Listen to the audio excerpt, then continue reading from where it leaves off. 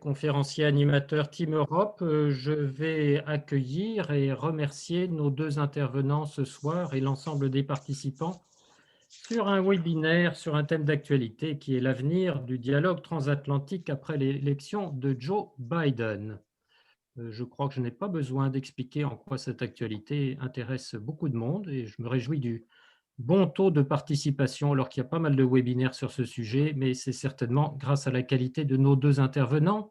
Et donc, comme convenu, je vais laisser la parole en premier à Nicole Gnesotto de façon à ce qu'elle se présente elle-même. Bienvenue. Merci Olivier Brunet, bonjour. Bonjour à tous les auditeurs ou téléspectateurs, je ne sais plus comment on dit. Je suis donc Nicole Gnesotto, je dirige la chaire sur l'Union européenne au CNAM à Paris, au Conservatoire national des arts et métiers. Je suis également vice-présidente de l'Institut Jacques Delors depuis très très longtemps. Et avant cela, j'ai passé un certain nombre d'années au sein de l'appareil européen puisque j'ai dirigé l'Institut d'études de sécurité de l'Union européenne à partir de 2001. Voilà. Bon, merci et Merci. bienvenue. Et j'oublie pas non plus de vous faire un petit coup de publicité pour ne pas l'oublier sur l'Europe indispensable que vous avez écrit et aussi sur des conférences assez fréquentes à France Culture. Et puis te donner un coup de chapeau à l'Institut Jacques Delors parce que c'est grâce à l'Institut que nous avons eu vos coordonnées. Merci. Et je laisse la parole à Louisa. Voilà, après, nous avons aussi John Webb, notre deuxième intervenant. Bienvenue. Il est américain et installé en Maine-et-Loire et il est enseignant d'anglais à l'Université d'Angers.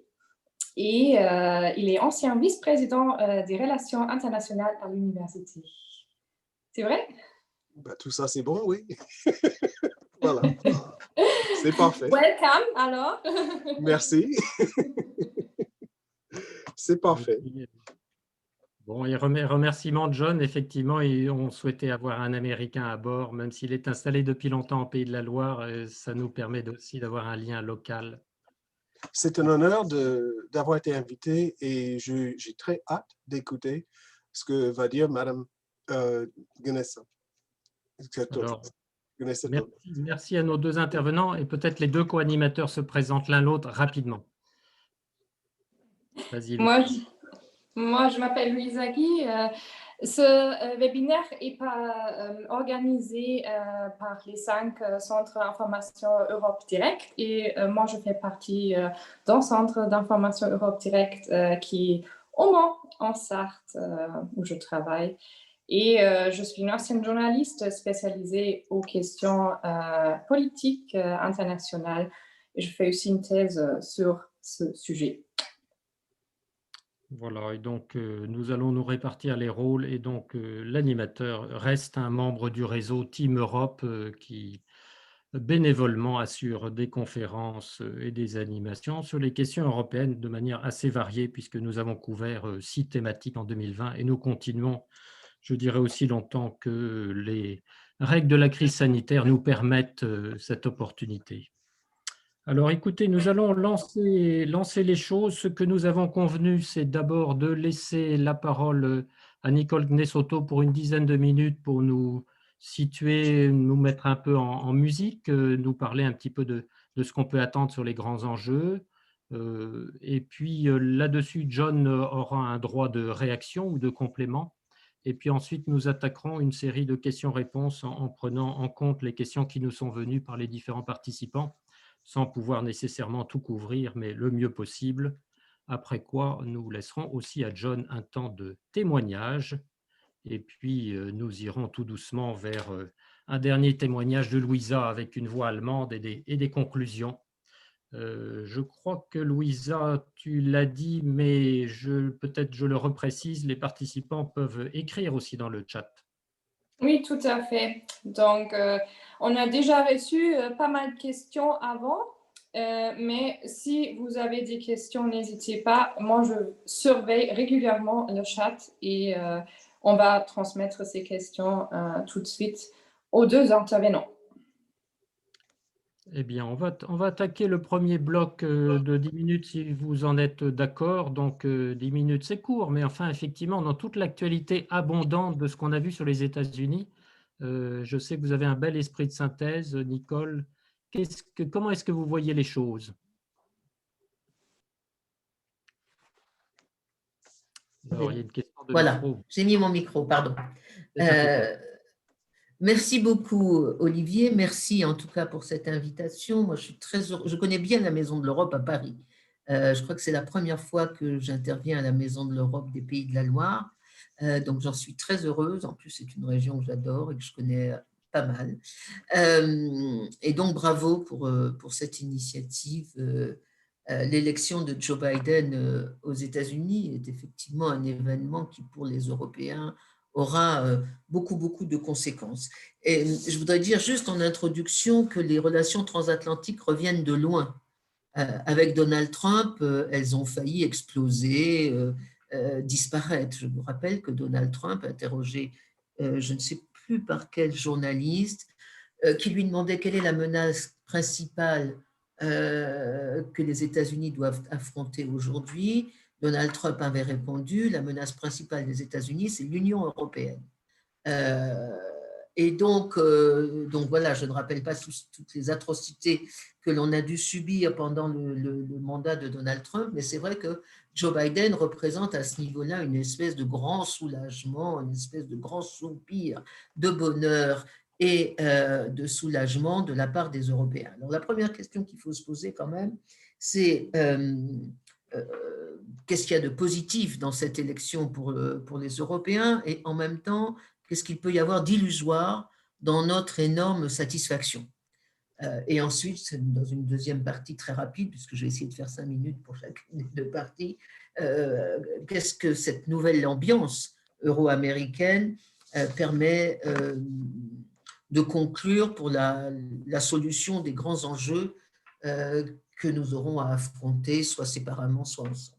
Alors, d'abord, c'est une très bonne nouvelle parce que, comme vous le savez, Joe Biden est un être civilisé, poli, bien élevé, decent man, comme on dit là-bas, et que cela va rompre complètement avec la brutalité, l'inconsistance, l'imprévisibilité, la violence de Donald Trump, et donc le retour à une activité diplomatique normale avec le respect des procédures diplomatiques normales, c'est-à-dire des négociations, des réunions préparées et non pas des réunions où même les délégations américaines découvrent en écoutant leur président quelle est la nouvelle position de leur pays. Donc le retour à des pratiques diplomatiques normales, et c'est très important, surtout en période de crise, de pouvoir se raccrocher à des procédures qui permettent justement d'éviter les tensions. La politesse diplomatique, ce n'est pas simplement quelque chose de suranné, hérité du XVIIIe siècle, c'est un code, c'est une méthode pour aplanir au maximum les tensions. Et après 40 ans de vie passée à Washington auprès de différents présidents, Joe Biden maîtrise parfaitement ce processus. D'ailleurs, il a nommé dans son équipe plein de diplomates ou d'hommes chevronnés qui connaissent parfaitement l'Europe et que l'on connaît nous aussi très bien du côté européen. Le secrétaire d'État américain, par exemple, le ministre des Affaires étrangères américain, Anthony Blinken, officiait déjà sous Bill Clinton et ensuite avec Obama. Personnellement, moi, je l'ai rencontré énormément de fois quand j'étais à l'Union européenne. Donc, c'est des gens que l'on connaît, qui connaissent l'Europe. Pareil pour leur envoyé spécial sur le Moyen-Orient, Bob Mallet, c'est quelqu'un qui est parfaitement francophone, qui connaît parfaitement le fonctionnement de l'Union européenne. Donc, tout ça fait partie d'une espèce de réconciliation et c'est très, très bien. Et donc, les relations commencent de façon extrêmement positive. En même temps, les Européens sont pleins d'illusions, peut-être beaucoup plus que les Américains, et il ne faudrait pas se faire trop d'illusions sur comment dire, sur l'absence de nuages entre nos deux pays, si je puis dire. Et je ne crois que malheureusement, Joe Biden n'inaugure pas une nouvelle ère comment dire, d'embrassade transatlantique sur tous les sujets et à tous les niveaux, pour plusieurs raisons. La première raison, c'est qu'il y a très loin entre le programme électoral et la réalité. Je vous rappelle que Obama, quand il était candidat, avait voulu vraiment sincèrement fermer Guantanamo, n'a pas pu le faire pendant son mandat. De même, Obama, qui, quand il est arrivé au pouvoir, voulait vraiment rétablir une relation avec la Russie, le fameux reset avec la Russie, n'a pas pu le faire parce que Poutine n'était pas d'accord.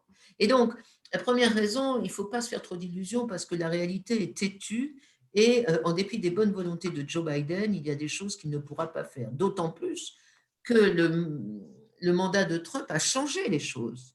Je ne dis pas que Trump a changé le monde, mais le monde a changé sous les initiatives prises par Donald Trump, et par exemple sur le climat, dont on sait que Joe Biden est partisan de la lutte contre le réchauffement climatique. Il n'empêche qu'il a maintenant des contraintes à gérer qui sont un héritage de Trump. Par exemple, tous les ouvriers, les entrepreneurs américains qui ont investi dans le pétrole et dans les gaz de schiste, etc., sous le mandat de Trump, et qu'il ne pourra pas du jour au lendemain, purement et simplement, renvoyés au chômage. Et donc, il y a quand même beaucoup de...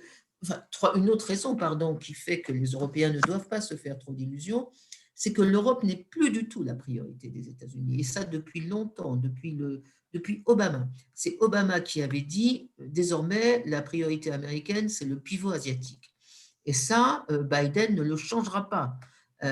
Il fera comme Donald Trump, comme Obama, il fera de la Chine la priorité numéro 1 de la politique étrangère américaine. Et donc, les Européens ne peuvent pas croire qu'ils seront de nouveau au centre des préoccupations américaines. Ça n'est pas vrai. Les Américains vont conduire leur politique étrangère indépendamment, très souvent, des Européens. Et donc, voilà, il y a plein d'autres raisons, mais je vois que le temps passe.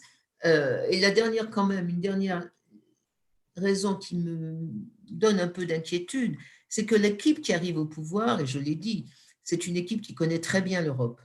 Donc, c'est plutôt positif. Mais c'est une équipe qui connaît l'Europe d'avant, l'Europe d'il y a 10 ans, qui arrive avec des clichés qui sont ceux d'autrefois. Par exemple, ils vont se polariser sur la question de l'OTAN, de l'Alliance Atlantique, en interdisant aux Européens d'être autonomes.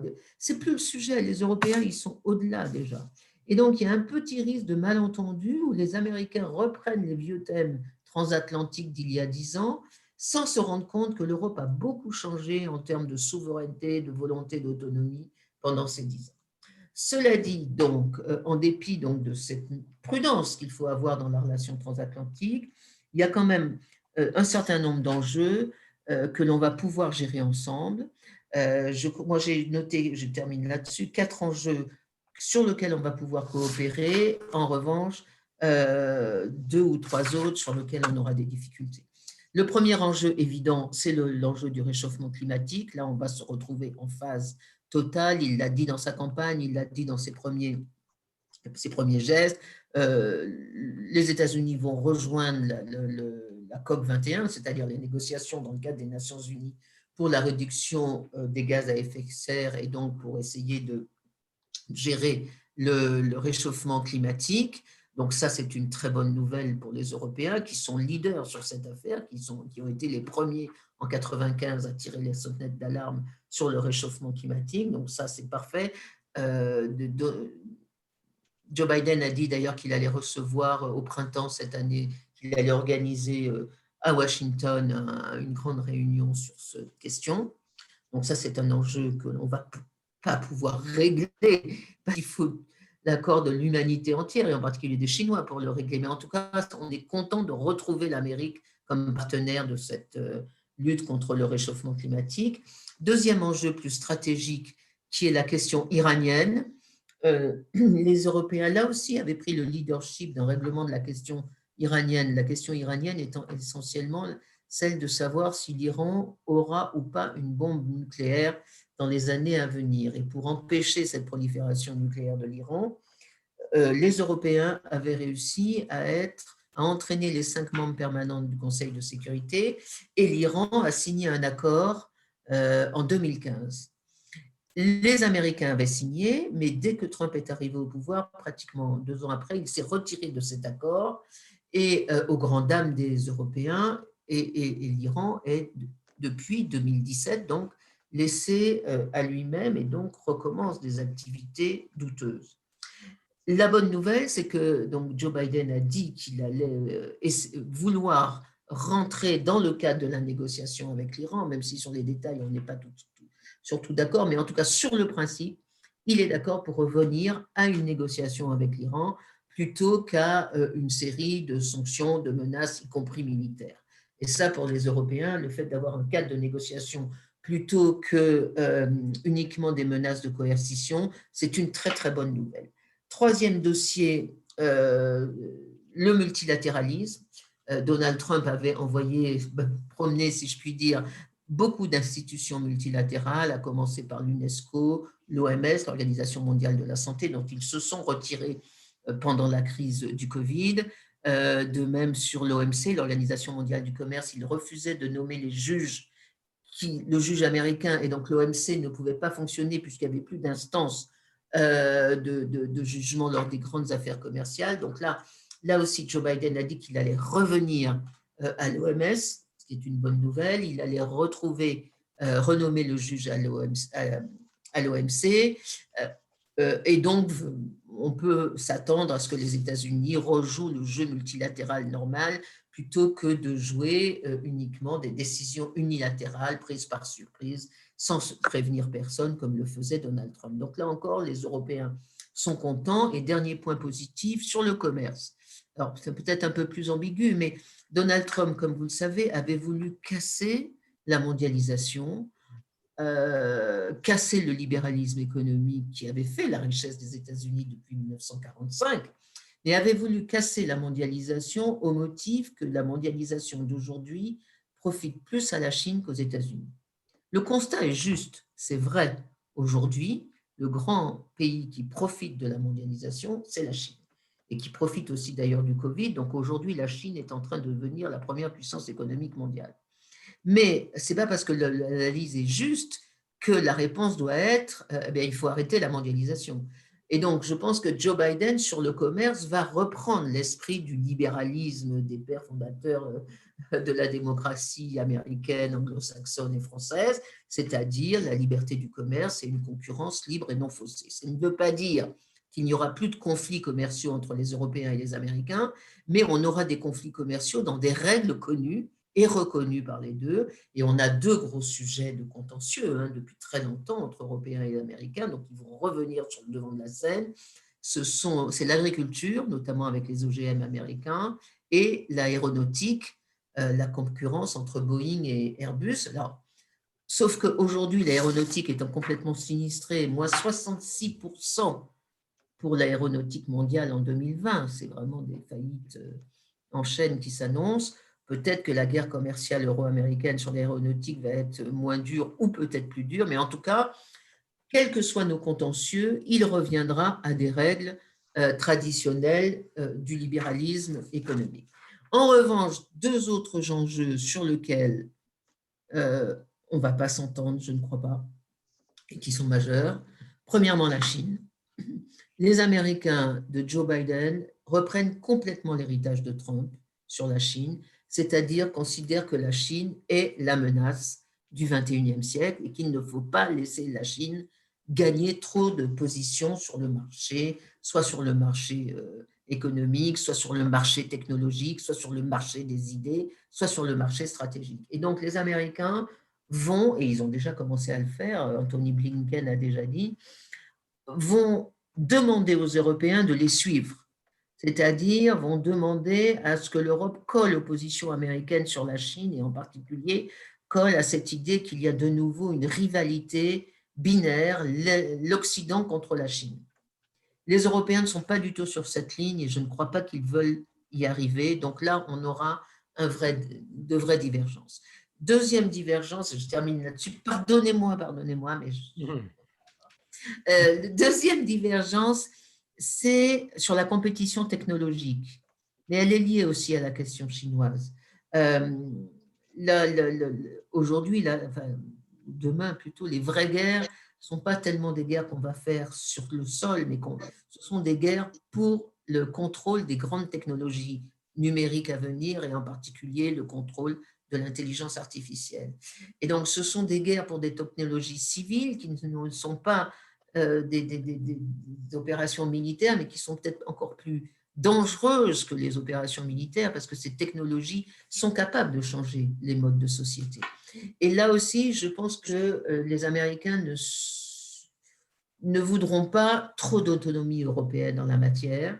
Alors, sur le numérique, c'est vrai qu'on n'est pas, on a peut-être perdu la bataille, on n'est pas en train de former les GAFAM européens, mais sur l'intelligence artificielle, je crois qu'il y aura une vraie bataille pour savoir si les Européens participent à la technologie occidentale ou s'il y a place pour une identité européenne en la matière. Et dernier point de contentieux, le leadership américain.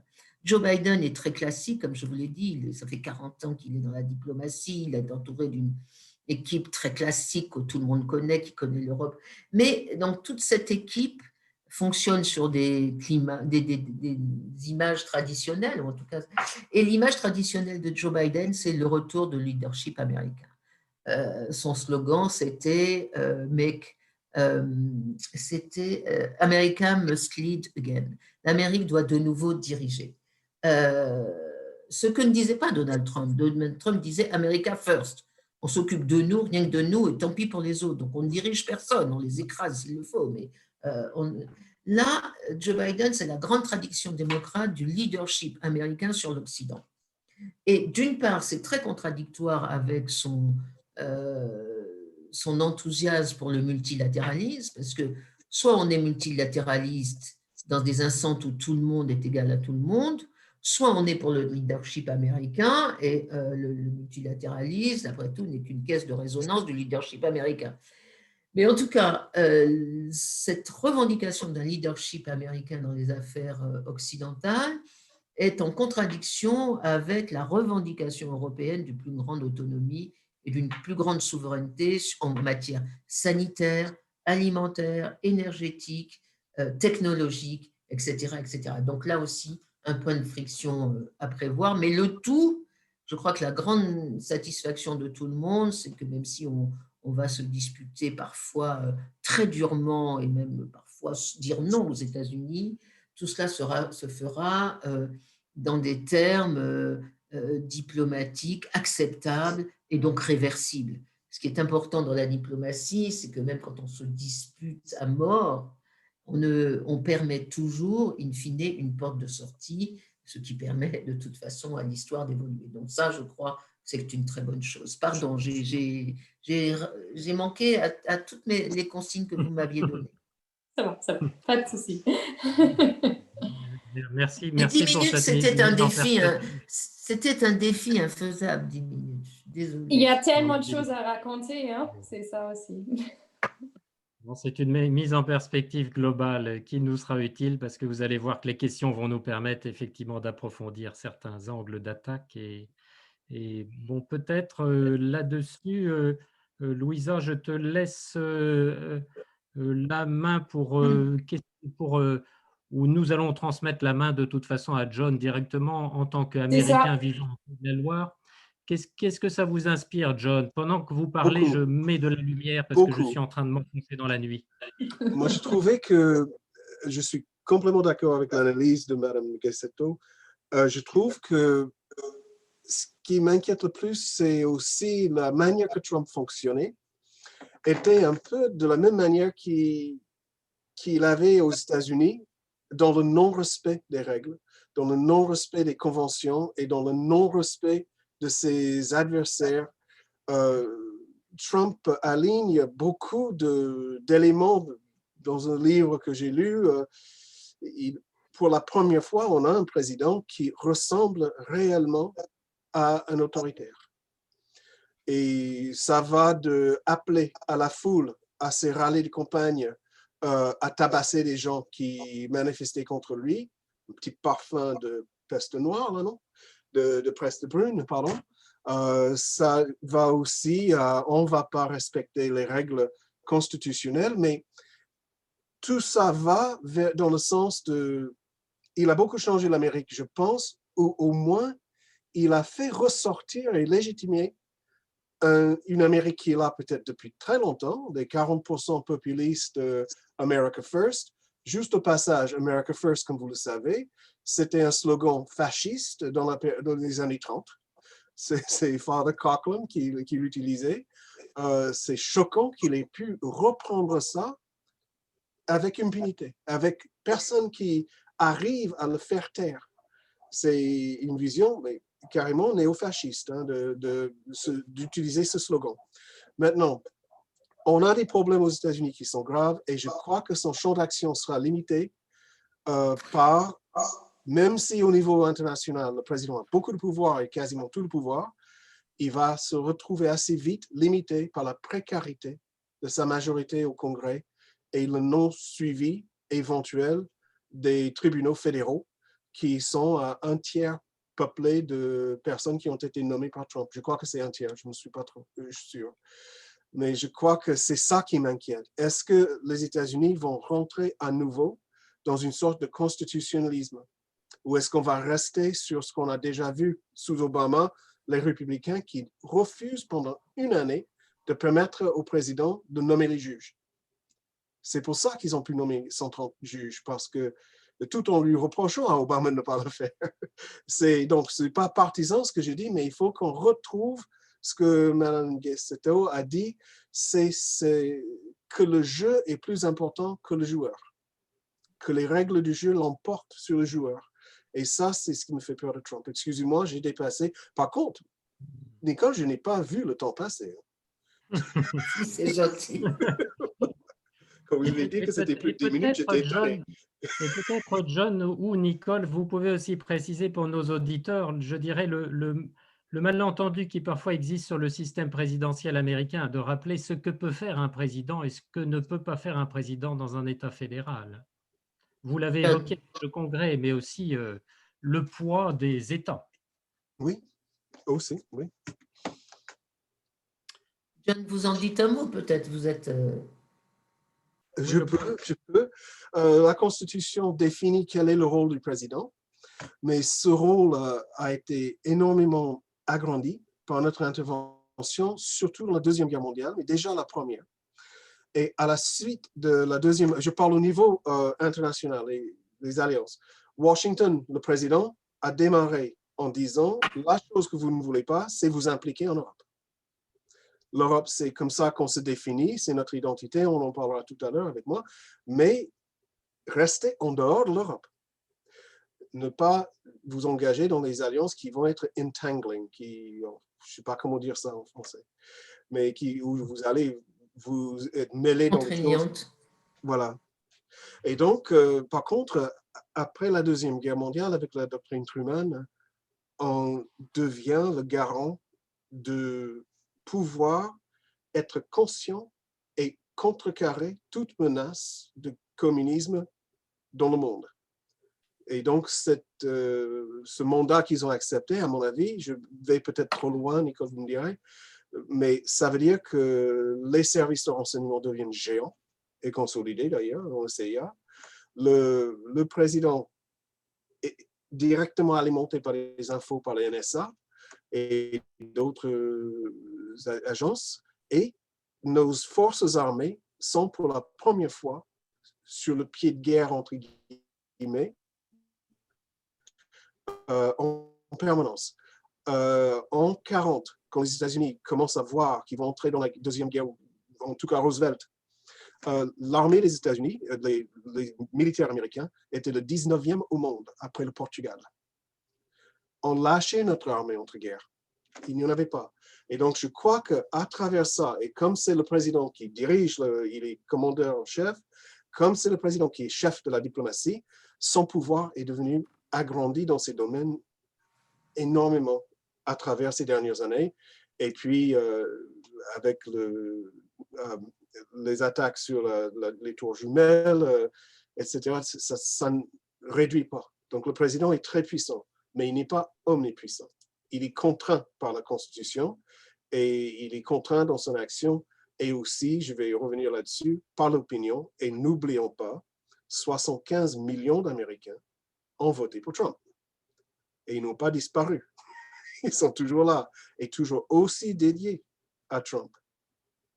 75% des républicains pensent que Biden a volé l'élection, d'après les Oui, sondages. ça, faut toujours garder en tête. C'est vrai, et ce sera un autre défi à traiter pour plus tard.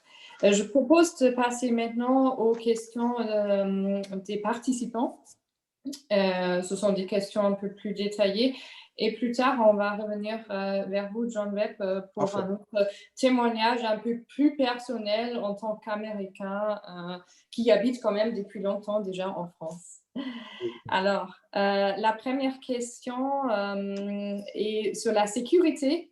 C'est Philippe en Sarthe qui voudrait savoir quelle évolution de la défense européenne dans le cadre de nos relations avec les USA et notamment celle de l'OTAN.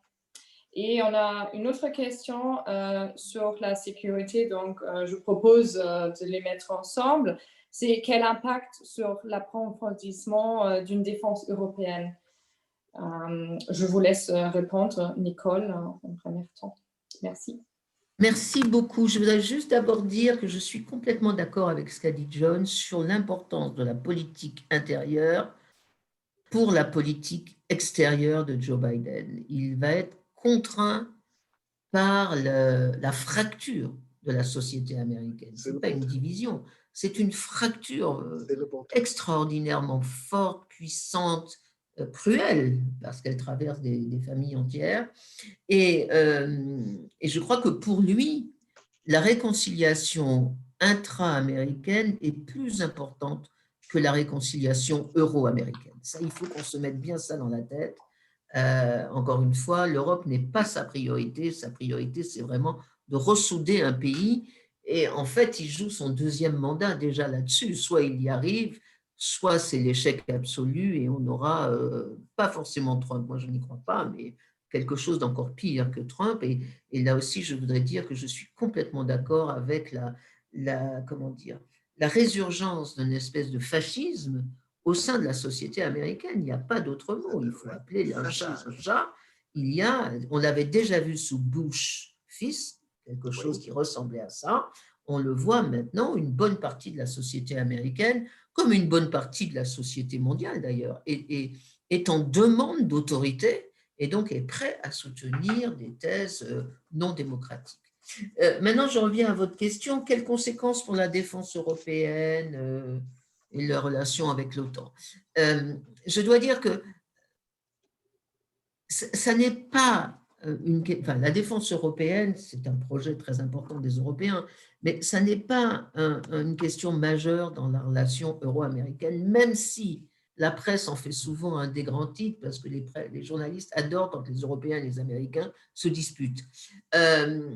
Mais je crois que c'est devenu un sujet relativement secondaire avec le Covid, avec la crise économique et sociale qui nous attend, etc. etc. Mais pour répondre précisément, vous avez une partie des Européens qui pensent que l'élection de Joe Biden va affaiblir les projets de défense européenne, parce que maintenant qu'on a retrouvé un président sympathique, poli, pro-européen, eh bien, ce n'est pas la peine de s'embêter avec des projets d'autonomie stratégique européenne. D'abord que ça coûte très cher, il vaut mieux faire payer l'Amérique au sein de l'OTAN, puisque l'Amérique paye quand même 70% des dépenses militaires au sein de l'OTAN. Donc, il vaut mieux laisser tomber un peu la question de la défense européenne et revenir dans le giron de l'Alliance atlantique, qui est à la fois très sécurisant pour les Européens et très confortable pour les Européens, puisqu'effectivement, on ne fait pas grand-chose, on ne paye pas grand-chose et on laisse les Américains faire tout le travail à notre place. Donc ça, c'est une partie des Européens qui pensent ça. L'autre partie des Européens pense que non, que de toute façon, la réconciliation euro-américaine ne règle pas le problème de la défense européenne, pour plusieurs raisons. D'abord, parce que les Américains en ont assez de tout faire, ils ne veulent plus être les gendarmes du monde, ils ne veulent plus faire tout le travail pendant que les Européens font du bénéfice, si je puis dire. Et donc, les Américains voudront que les Européens augmentent leurs responsabilités stratégiques. Et deuxième raison pour laquelle ce clan-là souhaite continuer à développer la défense européenne, c'est parce qu'il y a autour de l'Europe énormément de problèmes de sécurité qui intéressent l'Europe, mais qui n'intéressent pas forcément les États-Unis. L'Amérique a autre chose à faire dans le monde que de s'occuper du Haut-Karabakh. L'Amérique a autre chose à faire dans le monde que de pacifier tout le pourtour Est et Sud de l'Union européenne, et les Européens devront le faire. Personne ne le fera à leur place, et en particulier la Méditerranée, que les Latins appelaient Mare Nostrum, comme vous le savez, doit revenir Mare Nostrum. Il faut que les Européens s'occupent de la Méditerranée. Et donc, pour toutes ces raisons, je crois que la défense européenne reste un projet important, que les Européens ne vont pas renoncer, que leur fidélité à l'Alliance n'est pas contradictoire avec la montée en puissance de la défense européenne, et que c'est un faux débat.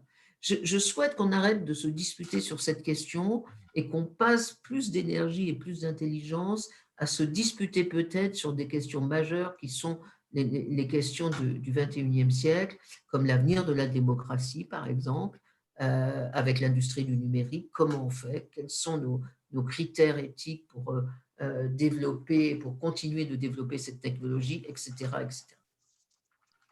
Et là-dessus, Merci. donc, vous confirmez l'idée aussi que les temps ont changé, c'est-à-dire que la guerre en Yougoslavie, que nous n'avons pas su, nous, Européens, conclure, il n'est pas sûr qu'aujourd'hui les choses se passeraient de la même manière.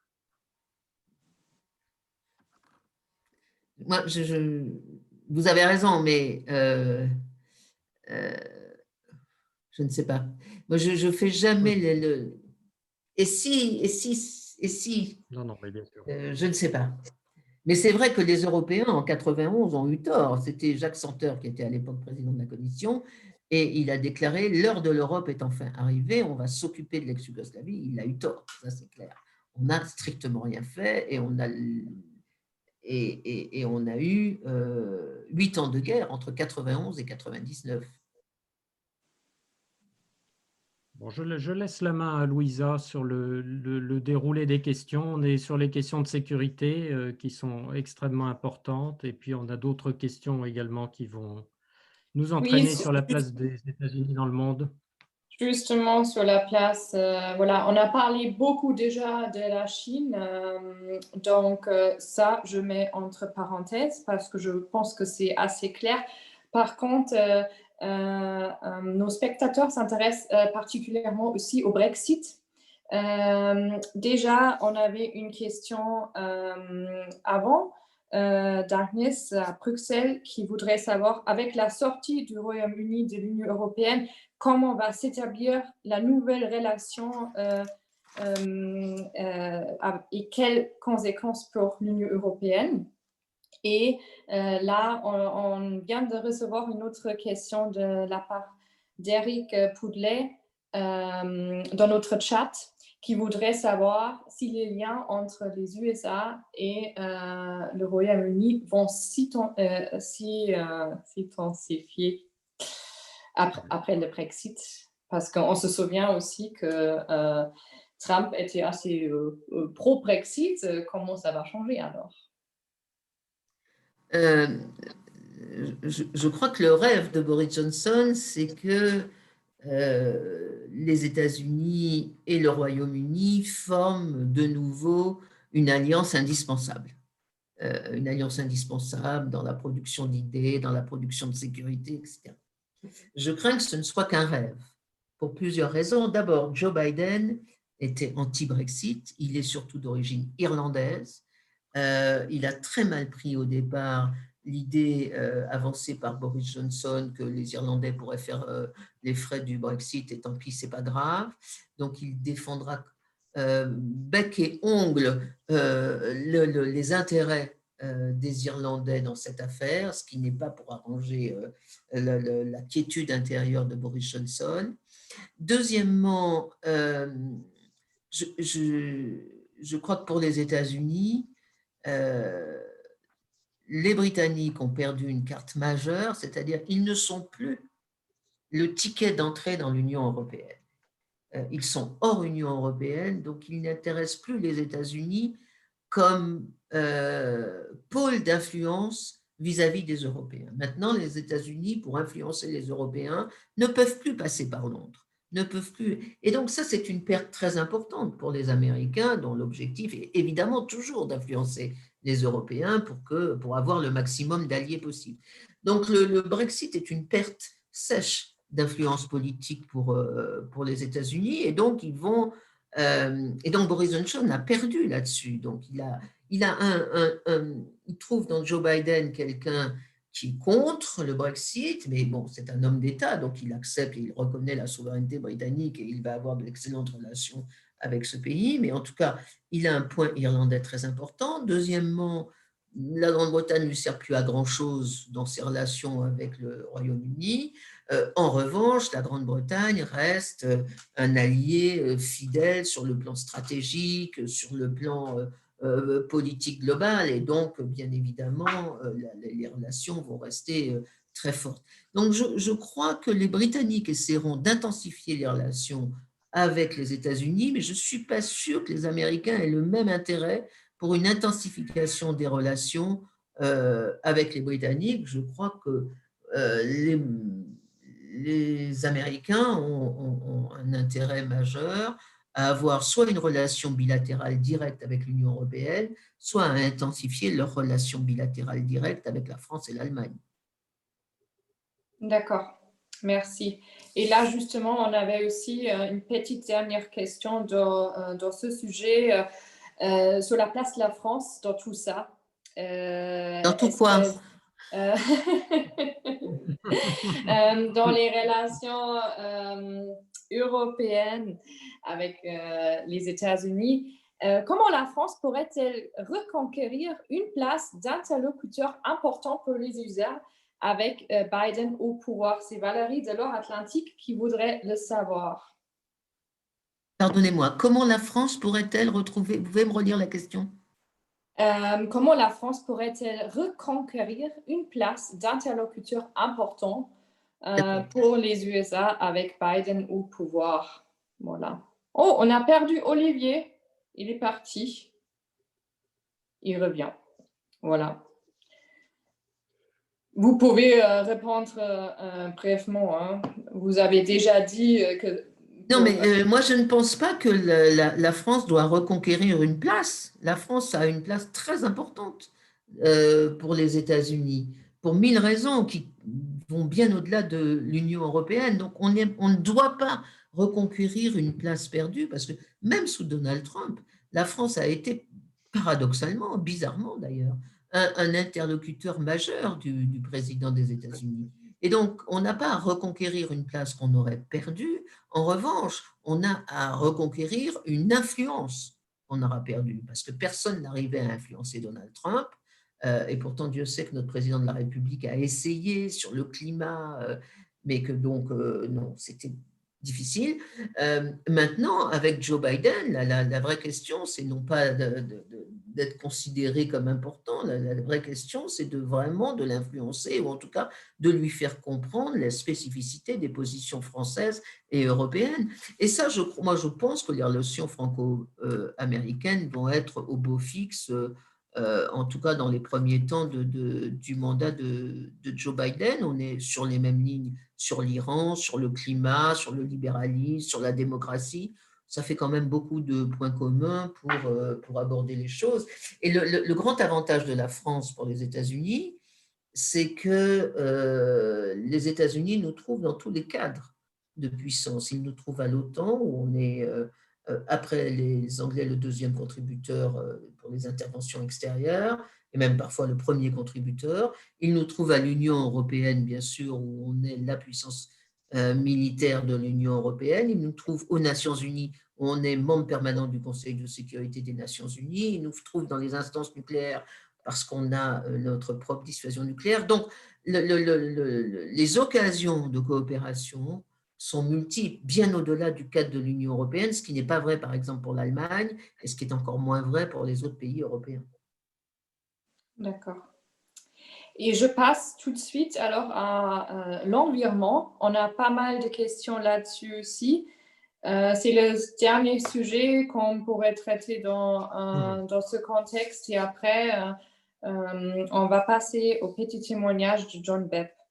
Alors là, justement, sur les accords de Paris, on a pas mal de questions. Par exemple, Andrew en Sarthe aimerait savoir comment travailler ensemble pour aller plus loin que les accords de Paris pour éviter la crise climatique. Et Marie-Cécile de Paris a demandé quelle convergence en termes d'objectifs et de leviers d'action pour atteindre la neutralité carbone des États-Unis et de l'UE.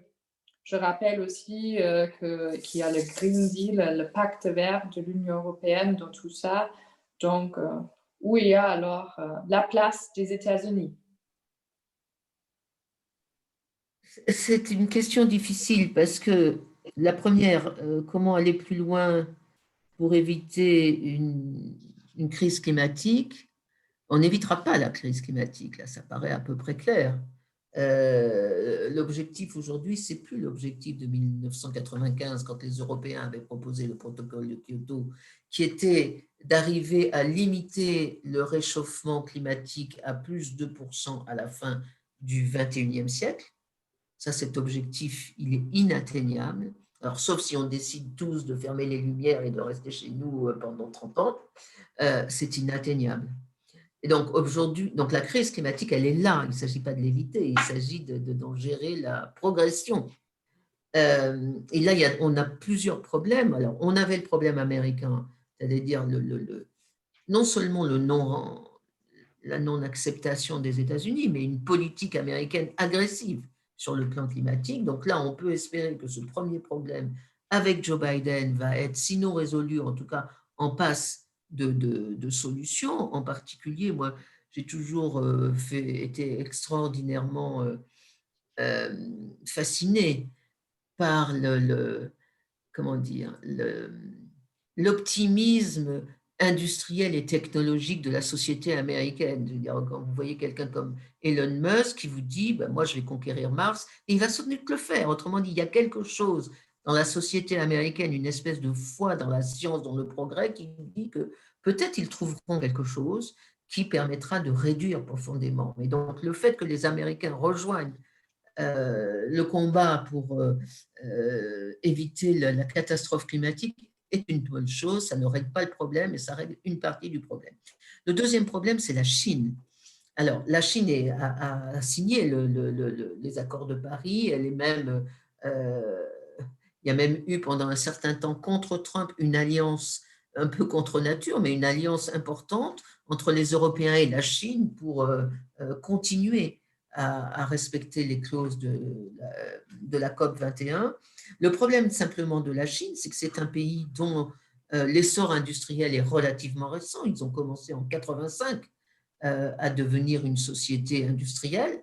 Et donc, en 30 ans, ils ont essayé de rattraper ce que les Européens ont mis 2 siècles à faire. Ce qui veut dire que la Chine pollue énormément parce qu'elle rattrape énormément son déficit industriel. Et par exemple,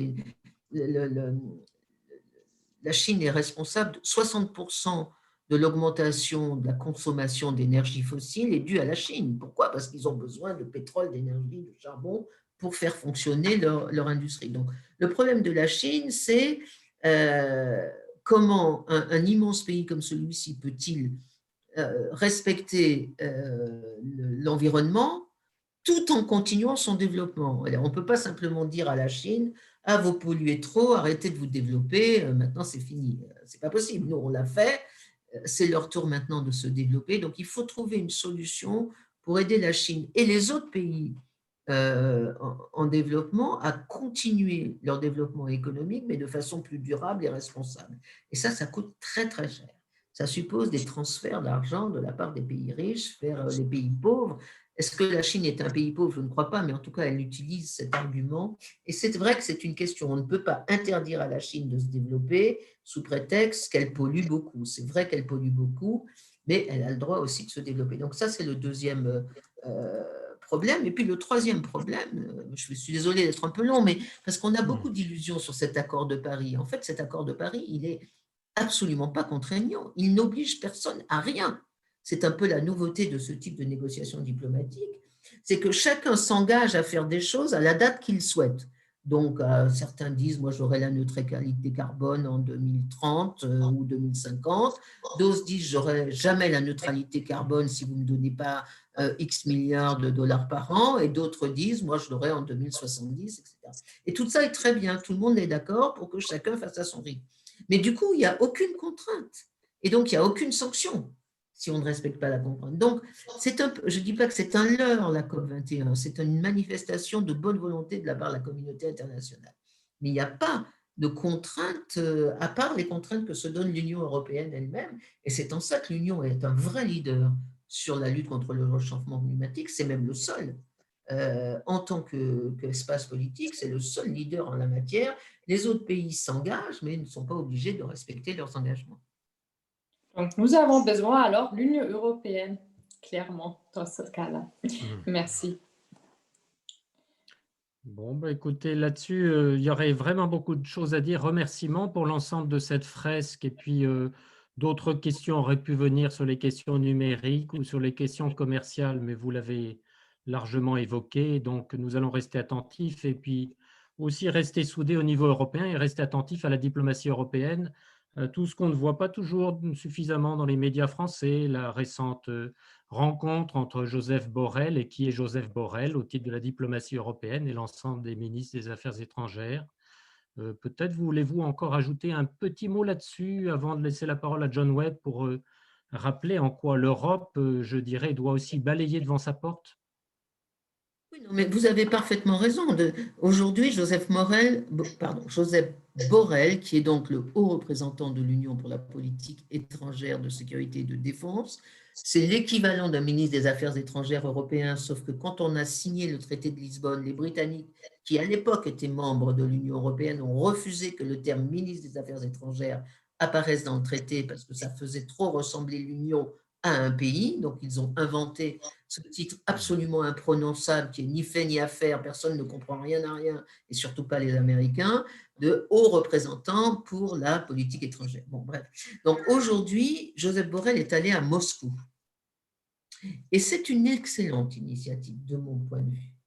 Alors, c'est une initiative qui fait couler beaucoup d'encre parce qu'en principe, on a des sanctions contre Moscou à cause de l'Ukraine, parce qu'on a un problème sur Navalny, qui est quand même, la Russie traite non pas seulement Navalny, mais les dizaines de milliers d'opposants qui sont dans la rue de façon extrêmement brutale et autoritaire.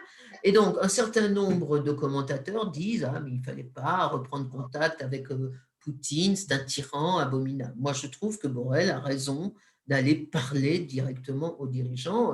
C'était la grande phrase, il faut toujours parler à tous les diables, mais avec de très grandes cuillères. Quand on est diplomate, le propre d'un diplomate, c'est de parler à tout le monde. Si on veut ne pas parler aux tyrans, alors on ne fait pas de la diplomatie. On fait des droits de l'homme, on fait de l'ONG, on fait de l'humanitaire, mais on ne fait pas de la diplomatie. Donc, je trouve qu'il a parfaitement raison.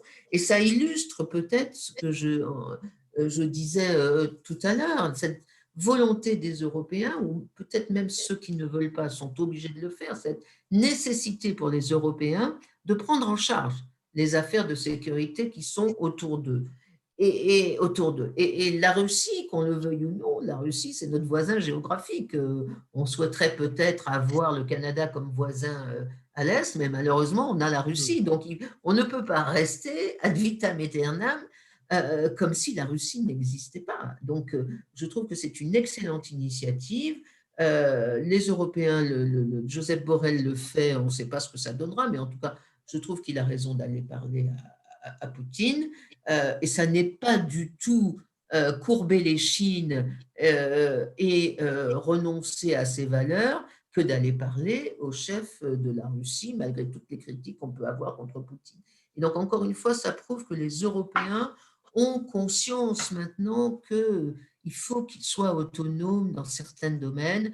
Ce n'est certainement pas Joe Biden qui va aller s'occuper de Navalny à leur place, ni de l'Ukraine, ni de la Moldavie, ni de la Biélorussie, etc., etc. Bon, merci pour cet éclairage bien complet. Alors écoutez, l'heure tourne et donc nous n'oublions pas que nous avons la présence aussi de John Webb. Un de ses objectifs de ce webinaire, c'est naturellement de nous intéresser à l'avenir, à la perspective de l'élection de Joe Biden. c'est aussi de nous intéresser aux Américains sur le territoire local et sur la place des Américains, et puis les Américains qui se sont installés en Pays de la Loire et qui ont investi intellectuellement dans ce territoire. Et John était un bon exemple, nous semble un bon exemple. Donc, John, eh bien, on va vous laisser la parole pour un petit témoignage, de façon à nous intéresser à la place des Américains et puis également à partir de votre perspective de l'université. Peut-être on pourrait commencer avec une question. Comment vous avez vécu les élections en tant qu'Américain en France? Comment c'était pour vous alors? OK, ça, je peux répondre. J'étais, comme Seto a dit, le mot, c'est soulagement. Je pensais que j'aurais dans la tête la chanson des démocrates quand ils gagnent, c'est Happy Days are here again. Donc, les jours heureux sont de retour.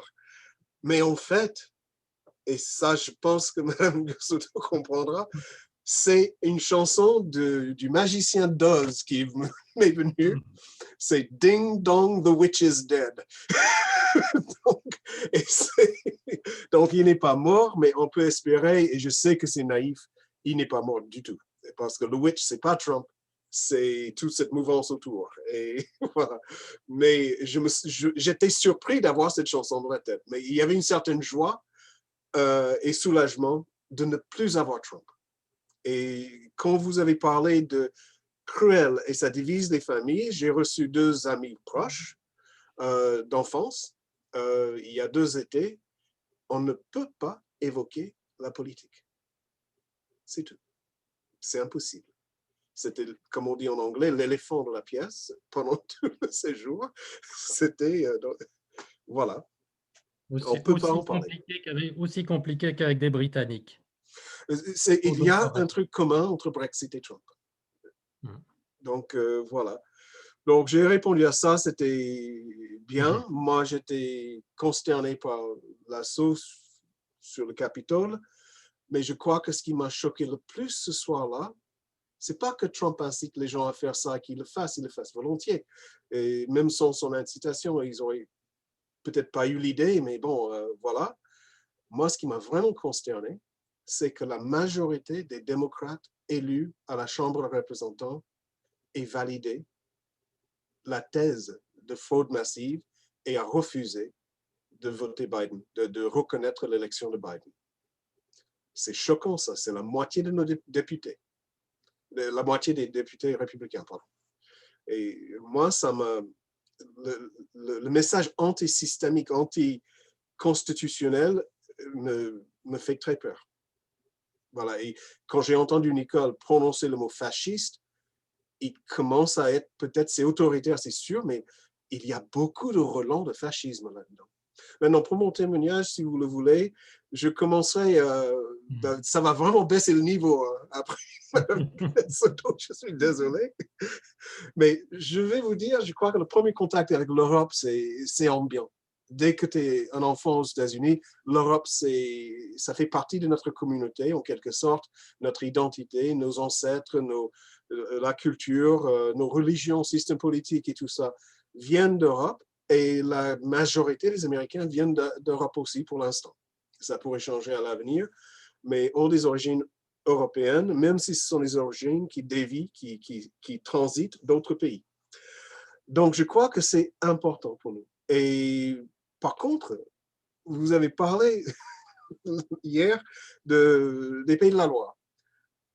Je vais vous surprendre. Je crois que mes premiers contacts avec les Pays de la Loire, c'est pas Angers, sauf qu'il y a une poire chez nous qui s'appelle d'Anjou. Donc, mais je n'ai pas fait la relation pendant longtemps. Mon premier contact est sûrement des tableaux d'oiseaux ou bien un couvre-lit que ma mère m'a acheté quand j'étais petit. Et sur le couvre-lit Louisa, il y avait des voitures de course et c'était écrit Le Mans. OK? Sinon, les oiseaux, c'est Audubon, qui a séjourné longtemps en Louisiane. D'ailleurs, j'ai un ami qui vient d'écrire une biographie d'Audubon. C'est lui d'ailleurs qui m'a fait venir en France par un partenariat avec mon université. Et Audubon était de Nantes. Et donc, c'était et il est très, très connu. Et si je dis c'était très tôt, c'est parce que la rue sur laquelle se trouvait mon école primaire était Audubon. Donc, c'était pour ça, c'est juste un petit mot. Mais je crois que pour nous, les Américains, traditionnellement, surtout au 19e siècle, il y avait la tradition de voir l'Europe comme étant la source de culture et d'instruction et un élément nécessaire pour nous pour surmonter l'absence d'infrastructures peut-être éducationnelles ou autres d'instruction, d'enseignement. Et donc, on pouvait venir, il fallait faire le grand tour d'Europe, surtout quand on était jeune, mais ça peut venir pour la suite. Et il y avait une grande tradition comme ça. Et pour compléter notre culture. Et je crois qu'il y a un glissement de cette tradition-là qui arrive début 20e siècle et surtout au milieu. On a ce qui commence à s'appeler a junior year abroad. Donc, le junior year abroad, le junior year, c'est la 3e année sur 4 des études de licence. Et il était de coutume d'envoyer un élève qui est assez fortuné, un étudiant, faire cette année à l'étranger s'il peut. Moi, je n'ai pas pu faire ça. Je n'ai pas vu beaucoup de gens d'ailleurs dans mon université publique assez grande, bonne équipe de foot d'ailleurs. Je devais avoir 10 ans avant de me rendre compte que ce n'était pas qu'une équipe de foot. Mais c'est, je veux dire, si j'ai mis ça, c'est que je ne suis pas à Harvard. Hein. Donc, mais ce n'était pas une mauvaise université. Donc, par contre, il y avait un programme qui est né de la collaboration entre la France, la Belgique et la Louisiane. Moi, je suis louisianais. Et donc, ça s'appelle Code de Fil. Et ils envoyaient à l'époque 10 à 15 jeunes Louisianais en France, à Montpellier. Donc, moi qui étais étudiant de ce qu'on appelle sciences politiques, c'est le début des études de droit. C'est une des licences les plus pratiquées pour aller au niveau master faire les études de droit. En fait, je suis tombé tellement amoureux de la France et du français que j'ai mis toutes mes options, les cours que je pouvais choisir en français. Et j'ai fini par avoir une 2e licence. Et à la sortie, au lieu de faire droit, j'ai fait français. Donc, j'ai fait un master de français. Un jour, on me croise et on me dit, c'est un Français qui était un prof contractuel, mais vraiment un gars très intéressant, qui est venu me voir à la sortie de mon cours. Il dit, mais toi, tu vas aller à Angers l'année prochaine. Je dis, non. Tu ne comprends pas, j'ai le Mississippi, j'ai le Bayou dans mes veines. Je ne peux pas. Je suis né à Baton Rouge, je vais mourir à Baton Rouge. Je suis tort. En fait, finalement, on est venu pour 2 ans, et ça en 84.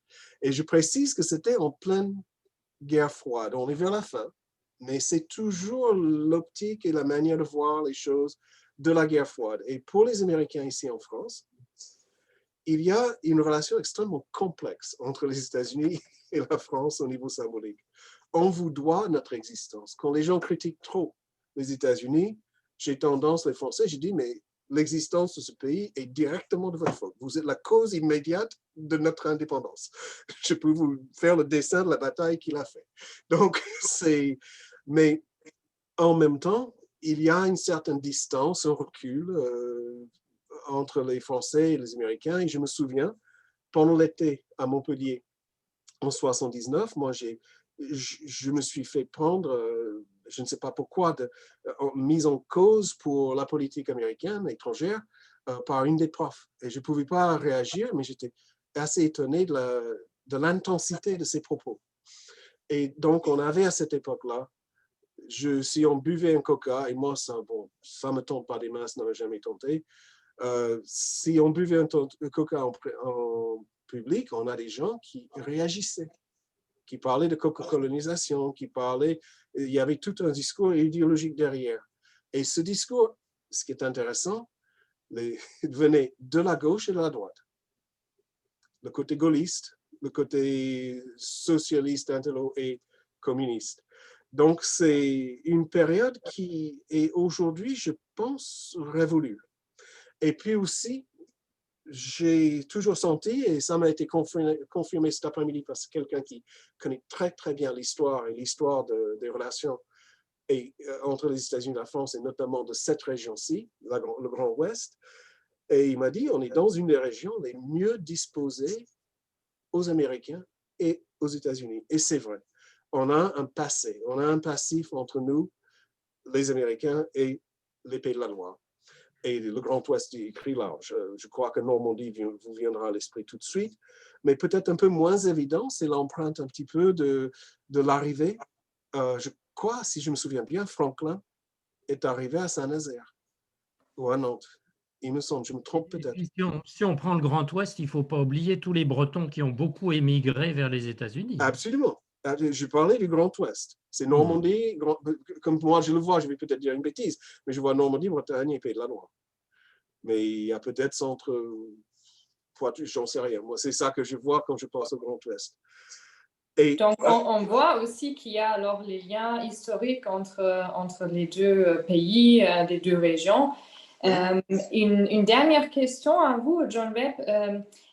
À quel point vous avez l'impression que l'image des États-Unis a changé pendant les dernières 4 ans en France?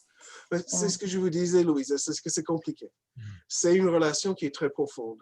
Ça va, je crois, entre les États-Unis et la France, comme Mme Guedesetto a dit, que la France est une interlocutrice importante pour les États-Unis et on n'a pas à reconquérir. Peut-être l'influence un peu, mais vous êtes une présence permanente. Même si on commence à tourner un petit peu vers les autres pays. Vous avez raison, à Auray. Mais c'est dans l'Ouest. Merci d'avoir cherché.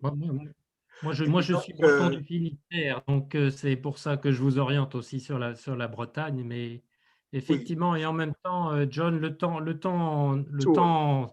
temps va s'en aller, donc nous allons tout doucement aller vers des conclusions, mais peut-être je vous garde encore, John, et puis on laissera le dernier mot à Nicole Gnesotto, peut-être pour insister un petit peu plus sur le fait que les Américains sont présents sur le territoire, y compris sur les jumelages de villes, le fait que à Angers, vous avez un beau jumelage, vous avez aussi une librairie anglophone.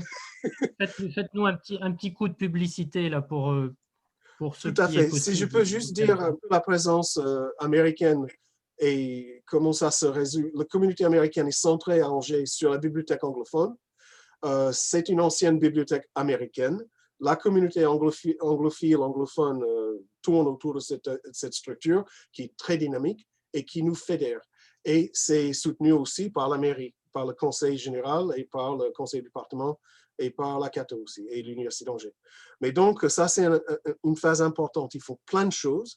On est bien soutenu par même l'ambassade américaine pour certaines choses. Il y a la bibliothèque, il y a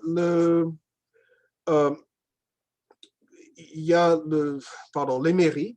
Donc, Austin est un jumelage relativement récent, mais très, très actif aussi. Il y a des échanges scolaires, des mises en relation d'échanges scolaires. Il y a des échanges de bonnes pratiques entre les mairies. Donc, pour notamment la thématique de l'environnement, tout ce qui est vert. Et il y a des échanges économiques donc, qui portent sur faire partir les délégations de start-up, les acteurs, beaucoup focalisés sur les start-up et sur faire venir les Américains. Il y a aussi des événements avec une focalisation sur la musique. Austin est très, très important aux États-Unis pour la musique. Il y a une forme de country jazz, pas country jazz, mais de rock qui s'appelle Austin. Donc, c'est important. Donc, vous avez Angers Days et Austin Days. Donc, Angers Days sont organisés à Angers tous les 2 ans et ils font venir plein de gens dans des groupes de musique, des artistes, des entreprises, et il y a des événements à Angers. Et Austin, c'est pareil, c'est réciproque. On n'est pas les seuls à avoir une ville jumelle américaine. Il y a donc Asheville pour Saumur, et il y a Nantes, qui est, je n'ai pas beaucoup parlé de Nantes, mais j'ai pourtant préparé, parce que Nantes fait beaucoup de choses. Et je n'ai pas eu le temps de le dire. Le Mans aussi, j'ai parlé de votre université qui a de très bonnes relations, des partenariats avec 3 universités américaines qui s'entretiennent bien. Donc, il y a Seattle et Jacksonville, qui est la plus grande ville de Floride, malgré pour un accident de comment dire, bon, bref, je laisse, mais c'est une sorte de truc statistique, mais c'est la plus grande ville de Floride. Et Seattle, ils vont essayer de le faire avec Nantes, de fêter leurs 40 ans de jumelage. C'est quand même assez ancien. J'ai préparé aussi sur les études, l'enseignement supérieur. Je vais juste vous dire que c'est au niveau de la recherche, les États-Unis et la France collaborent de très près. C'est très important. Et ça peut être au niveau de faire venir les chercheurs, des publications conjointes. Là, je laisserai plutôt Nicole parler de tout ça. D'éco-tutelle. Angers, qui n'est pas une université énorme, on a 35 Américains qui viennent ici tous les ans et on envoie 35 étudiants français et ce n'est pas lié forcément à une parité parfaite. Et donc, c'est pour toutes sortes de choses. La Cato aussi a de bons partenariats, Le Mans et Nantes, évidemment. Donc, ça, c'est la version courte. Et je vous laisse la place parce que c'est vrai, j'ai commencé avec des petites choses qui n'étaient peut-être pas très, très intéressantes. Désolé. Bon courage et merci beaucoup. Je laisse Louisa prendre la main pour la conclusion. Oui, tout à fait. Alors, je vous rappelle aussi dans le chat, pour aller plus loin, il y a notre collègue Julie qui a mis en lien sur la bibliothèque anglophone d'Angers. Donc, merci beaucoup. Et effectivement, c'est très bien d'avoir deux intervenants avec des points de vue quand même différents et d'avoir les deux sujets. Donc, merci beaucoup. Et puis voilà. une petite voix allemande pour compléter. Une petite voix allemande pour compléter éventuellement si tu veux, Louisa. Alors, je ne vais pas être très loin. J'aimerais juste rappeler, comme vous avez dit, Nicole, déjà tout à l'heure, c'est qu'on parle de l'Union européenne, on parle quand même de 27 membres des États membres. Donc, on n'a pas des États-Unis de l'Europe. Hein. On a quand même 27 points de vue de différents et dont aussi l'Allemagne et la France qui ne sont pas toujours d'accord historiquement aussi sur le sujet des relations transatlantiques. Et là, notamment, c'est clair aussi que c'est un bon message pour l'Europe, l'élection de Biden. Tout le monde était content de revenir vers le multilatéralisme, oui. Mais par contre, il faut avoir une vision plus claire de la politique étrangère sur le plan stratégique. Et lorsque l'Allemagne et la France ne sont pas d'accord sur ce sujet, ça reste quand même compliqué. Et donc, nous aussi, on doit faire peut-être un peu comme les États-Unis, regarder un peu ce qui se passe en Europe, chez nous, pour être plus fort au plan stratégique au niveau des relations internationales. Voilà. Et donc, ça, c'est un peu une petite conclusion de ma part. Je vous laisse aussi en dernier mot, Nicole, si vous voulez bien. On va vous laisser le dernier mot parce que est-ce qu'on a tout dit? Certainement pas, mais est-ce qu'il y a des choses qui vraiment, à partir de la dernière demi-heure, appellent de votre part des suggestions, des commentaires, des encouragements? Des encouragements, oui, ça c'est sûr. Il faut, enfin, je trouve ce genre de dialogue citoyen absolument essentiel. Et quand John Webb parlait également de culture, moi il se trouve que j'ai une grande fille maintenant, mais qui est restée, qui a gardé un cœur d'enfant et qui m'a fait regarder récemment la comédie musicale Hamilton. Et c'est, je ne sais pas si, mais je le conseille vraiment à tous ceux qui nous regardent, c'est l'histoire de la création des États-Unis d'Amérique, aidée par Lafayette, bien évidemment, et c'est l'histoire donc du conflit politique entre Washington, Hamilton et tous les autres, et c'est joué magnifiquement par, alors je ne sais pas comment on dit, moi je dis par des acteurs noirs, je ne considère pas que c'est infamant, je ne sais pas comment on dit, mais c'est exceptionnel, c'est absolument exceptionnel de musique, de chorégraphie et de politique, c'est-à-dire où on voit comment Hamilton s'est battu corps et âme pour arriver à fédérer les dettes à l'époque des 13 États américains pour faire une seule dette commune qui était la dette des États-Unis. Et c'est à partir de ce moment-là, quand les 13 dettes sont devenues une seule dette, que le fédéralisme américain est né. Et c'est une image, et c'est extraordinaire que ce soit sorti cette année, parce que c'est exactement ce que l'Europe est peut-être en train de faire, presque sans le savoir, avec ce plan de relance que l'on a fait pour le Covid, un plan de relance de 750 milliards d'euros, et sur lequel les États membres, les 27, sont solidaires. C'est la première fois dans l'histoire de l'Union européenne qu'il y a un début de mutualisation des dettes, et on a parlé de moment hamiltonien pour la construction européenne. Alors, on n'en est pas encore à faire une Europe fédérale, et là, Louisa Guy avait tout à fait raison, mais on est dans une dynamique. C'est pour ça que je disais, il ne faut surtout pas que le personnel de Biden reste dans l'Europe d'il y a 10 ans, parce qu'on est dans une nouvelle dynamique aujourd'hui où on est en train petit à petit de renforcer l'intégration européenne. Ça ne se voit pas forcément, mais le fait que 27 pays soient solidaires, et ils ont jusqu'à 2058 pour rembourser.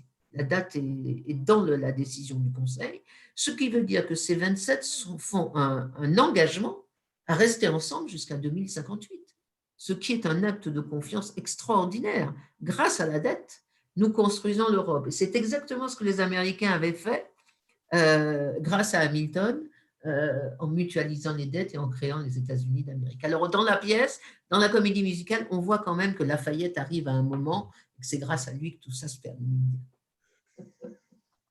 Mais je vous conseille, c'est vraiment formidable. Et en tout cas, merci à vous. Merci beaucoup. Merci à vous. Coup de chapeau effectivement à nos deux intervenants. Encouragement à nous intéresser à l'intégration européenne. Les différents webinaires réalisés en Pays de la Loire au cours de 2020 étaient vraiment là pour montrer et expliquer aussi ce qui est en train de se passer au niveau européen. Et puis, on va garder le mot dynamique pour ne pas rester positif, aussi positif que possible en 2021. Les 5 centres information Europe directs des Pays de la Loire annonceront prochainement un prochain webinaire pour le mois de mars, mais on va tenir nos participants un petit peu en haleine de façon aussi à ce qu'ils n'hésitent pas à revenir vers nous et qu'ils prennent le temps aussi de l'évaluation de ce type de webinaire pour voir si ça répond bien à la demande générale. Et donc, sauf si Louisa a un dernier mot, je vais remercier les intervenants. Oui, merci. Et nos participants. Écoutez, bonne soirée. Il est 19h20. Bon appétit pour ceux qui prennent le temps de se nourrir pour pouvoir organiser de nouveaux dialogues dans les prochains mois. Merci encore. Et puis aussi. Merci beaucoup. Merci. Merci beaucoup. Au revoir. Au Au revoir, John. Au revoir, Olivier. Au revoir, Louisa. Et merci à vous tous.